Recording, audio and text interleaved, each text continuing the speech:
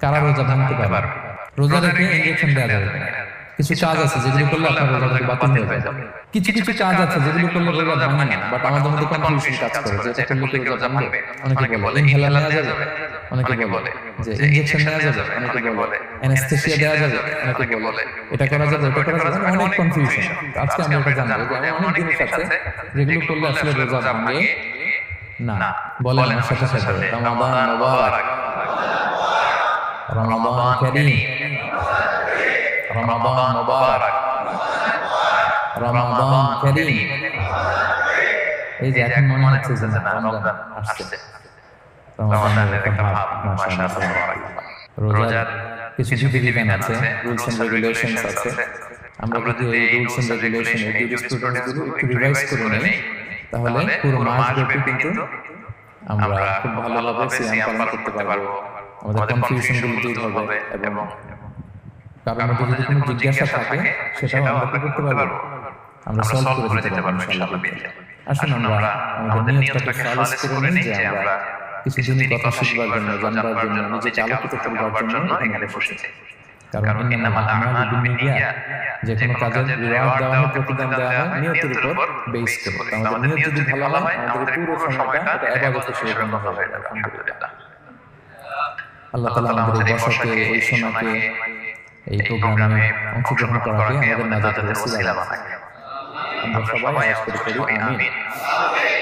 প্রিয় ভাইরা, মূল আলোচনাতে যাওয়ার আগে আমি ইন্ট্রোডাক্টরি একটা ডিসকাশন করব শুরুতে, এবং মূল আলোচনাটা বুঝবার জন্য এই ইন্ট্রোডাকশনটা বোঝা জরুরি। আমি আমার আলোচনার শুরুতেই সূরাতুল বাকারার একটা আয়াত তেলাওয়াত করেছি, 183 নম্বর আয়াত, এবং এই আয়াতটা আপনারা প্রায় শুনবেন।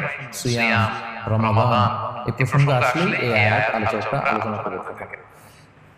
183, 84, 85 টানা তিনটি আয়াতে আল্লাহ তাআলা রমাদান নিয়ে, সিয়াম নিয়ে তিনি কথা বলেছেন, এবং এই তিনটা আয়াত যদি আমরা বুঝতে পারি আমাদের বাকি আলোচনাগুলো বুঝতে আমাদের সহজ হবে।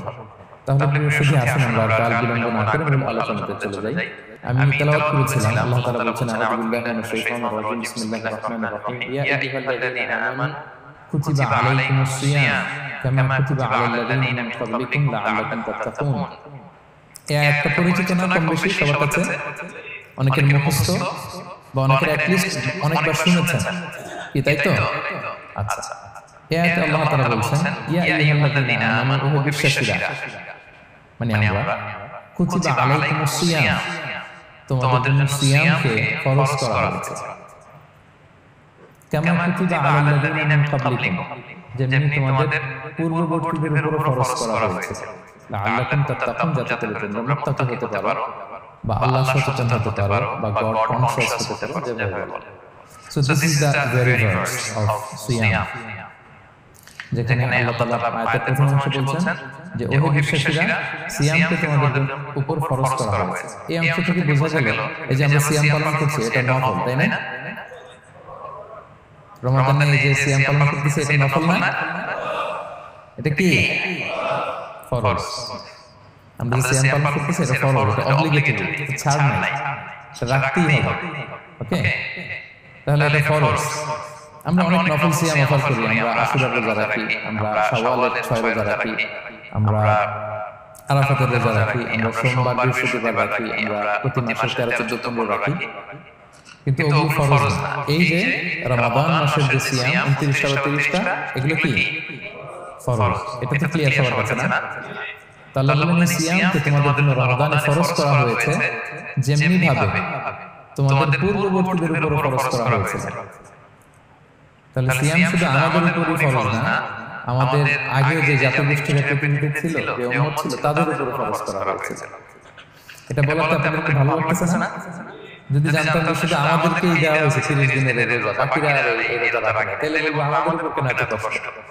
কি বলেন, এরকম একটা প্রশ্ন আসতো না যে এত এত জাতিগোষ্ঠী এরা এক্সামশন পেয়ে গেল, বাট আমরা পেলাম না, আমরা কি দোষ করলাম? আমাদেরকে 1 মাস না খেয়ে থাকতে হবে।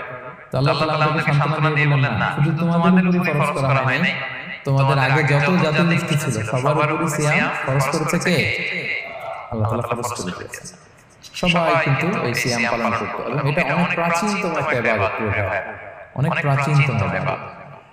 এই ইবাদতটা আল্লাহ তাআলা আমাদেরকে ফরজ করেছেন। সিয়াম পালন করা, এটা অনেক প্রাচীনতম ইবাদত। এটা অনেক প্রাচীনতম ইবাদত। এটা অনেক প্রাচীনতম ইবাদত। এটা অনেক প্রাচীনতম ইবাদত। ইভেন আপ আনটিল নাও এখনো পর্যন্ত এটা প্রচলন অন্য ধর্মে আছে।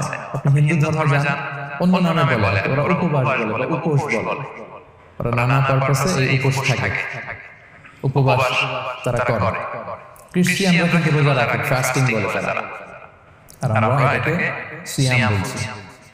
তো আমাদের আগে যত জাতিগোষ্ঠী ছিল সবার উপরে সিয়াম ফরজ ছিল, তবে পদ্ধতিগত ভিন্নতা ছিল, ভার্সনটা ভিন্ন ছিল, তবে ছিল।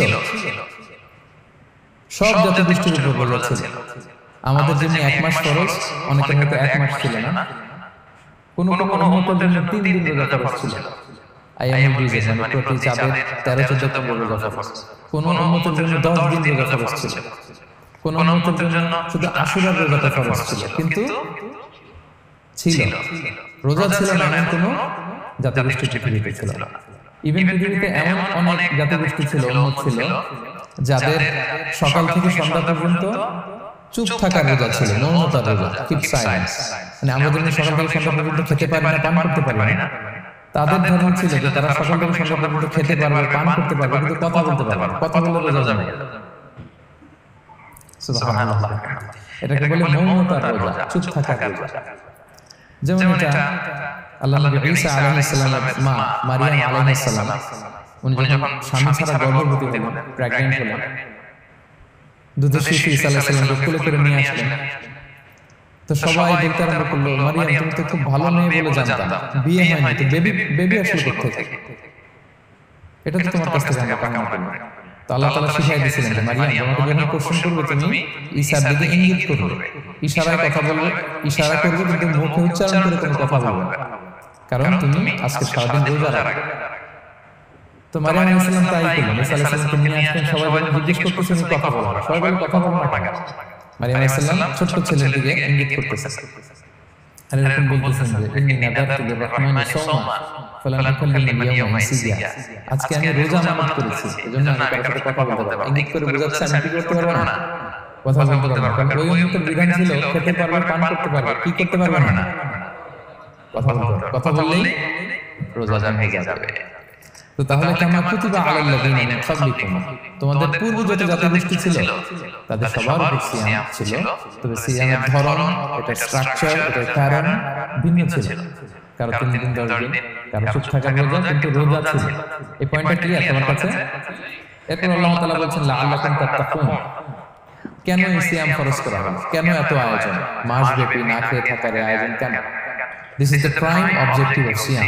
এটা হচ্ছে রোজার প্রাইম অবজেক্টিভ। আল্লাহ বলেন যে এর মূল অবজেক্টিভ, উদ্দেশ্য হচ্ছে লাআল্লাকুম তাত্তাকুন, যাতে করে তোমরা মুত্তাকি হতে পারো, আল্লাহর ভীরু হতে পারো।